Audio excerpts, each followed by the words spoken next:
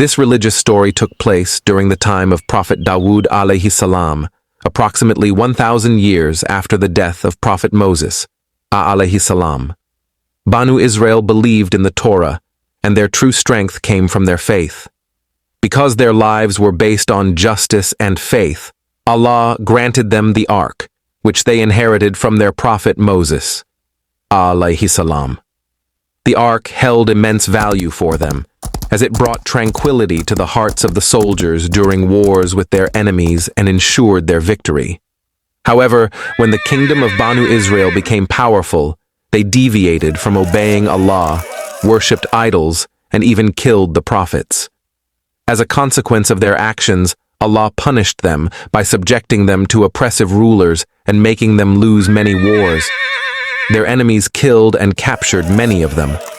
In their battle against the giants, they were defeated, and their enemies seized the Ark and the Torah.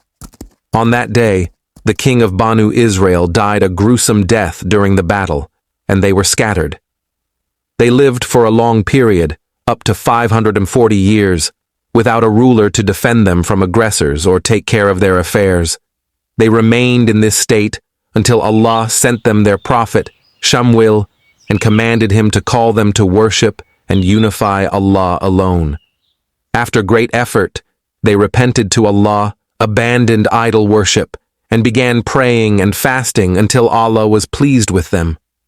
Banu Israel never forgot the humiliation they had suffered before, how their enemies had taken away the Ark and the Torah from them. They wanted to change their defeat into victory, so they went to their prophet Shamwil, alayhi salam, and said to him, "We want you to choose a king for us, who will govern us and lead us in jihad for the sake of Allah, fighting our enemies, so that honor may return to us once again." However, their prophet knew that they would never be truthful in their promises, and that when they were commanded to fight, they would flee from jihad. He said to them, "Will you fight if Allah decrees upon you to engage in jihad for his cause?" Yes, we will fight. How can we not fight when we have been driven out of our homes, and our children have become slaves to our enemies? When their prophet saw their insistence on jihad for the sake of Allah, he supplicated to his Lord, and Allah revealed to him that Talut had been chosen as their king, who would lead them to victory and honor. When he informed them of this, they strongly objected and said, "How can Talut be our king when he is poor and possesses no wealth, and he is not from the royal lineage? We are more deserving of the kingship than him." Their prophet informed them that the matter was not in his hands. Rather, it was the choice of Allah, the Most High. Allah had granted Talut extensive knowledge and physical strength. "What is the sign of his kingship?" Their prophet replied, "The sign of his kingship is that the Ark will be returned to you, carried by the angels, after it was lost to you for many years.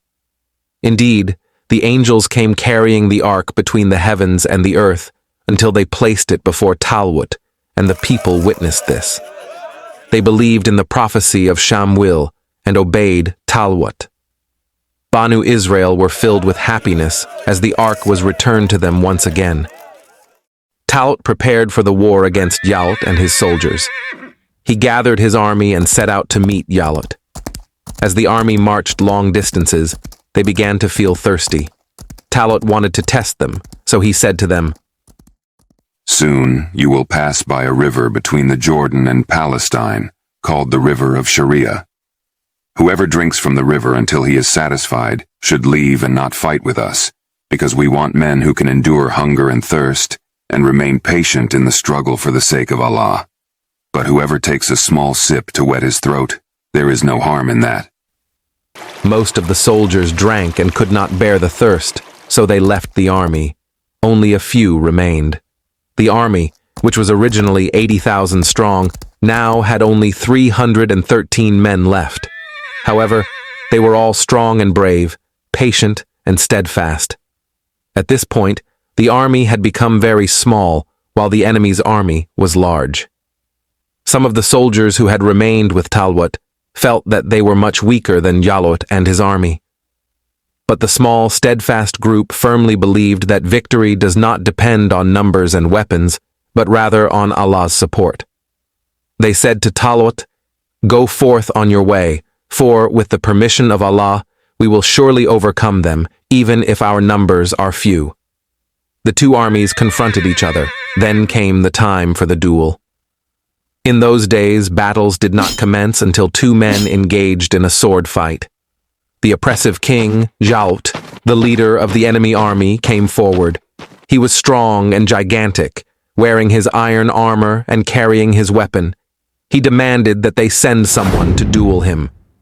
Fear gripped all the soldiers who were with Talut.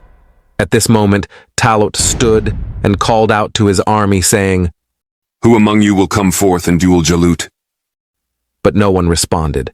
Then Talut said, "Whoever comes forth to duel Jalut, I will marry him to my daughter and make him the leader of the army." It was an enticing offer. However, every man in Talut's army knew very well the strength of Jalut. They knew that anyone who dared to face him would meet his death and would not live a single moment to become a leader of the army or marry the king's daughter. Therefore, no one from Banu Israel's army stepped forward. Suddenly, a young boy named Dawood emerged from Talut's army. He used to shepherd sheep. He believed in Allah and knew with certainty that strength was not in weapons or physical power, but in faith and trust in Allah. The king allowed Dawood to duel Jalut. Dawood approached with his sling, and Jalut, fully armed and armored, mocked Dawood for his young age, poverty, and weakness. However, Dawood placed a strong stone in his sling and launched it, hitting Jalut and killing him. It was an astonishing surprise for both armies. The battle began, and the entire army called upon Allah to grant them victory over their enemy. Allah granted them victory and subdued their enemy. Talut fulfilled his promise and married his daughter to Dawud, alayhi salam, and appointed him as the leader of the army. Later, Dawud, alayhi salam, became the king of Israel. Thus, Allah combined kingship and prophethood in him. The story of Talut and Jalut is mentioned in the noble Quran. Allah, the Exalted, says in his wise book, بسم الله الرحمن الرحيم ألم تر إلى الملأ من بني إسرائيل من بعد موسى إذ قالوا لنبي لهم ابعث لنا ملكا نقاتل في سبيل الله قال هل عسيتم إن كتب عليكم القتال ألا تقاتلوا قالوا وما لنا ألا نقاتل في سبيل الله وقد أخرجنا من ديارنا وأبنائنا فلما كتب عليهم القتال تولوا إلا قليلا منهم والله عليم بالظالمين وقال لهم نبيهم إن الله قد بعث لكم طالوت ملكا قالوا أنى يكون له الملك علينا ونحن أحق بالملك منه ولم يؤت سعة من المال قال إن الله اصطفاه عليكم وزاده بسطة في العلم والجسم والله يؤتي ملكه من يشاء والله واسع عليم وقال لهم نبيهم إن آية ملكه أن يأتيكم التابوت فيه سكينة من ربكم وبقية مما ترك آل موسى وآل هارون تحمله الملائكة إن في ذلك لآية لكم إن كنتم مؤمنين فلما فصل طالوت بالجنود قال إن الله مبتليكم بنهر فمن شرب منه فليس مني ومن لم يطعمه فإنه مني إلا إلا من اغترف غرفة بيده فشربوا منه إلا قليلا منهم فلما جاوزه هو والذين آمنوا معه قالوا لا طاقة لنا اليوم بجالوت وجنوده قال الذين يظنون أنهم ملاقوا الله كم من فئة قليلة غلبت فئة كثيرة بإذن الله والله مع الصابرين ولما برزوا لجالوت وجنوده قالوا ربنا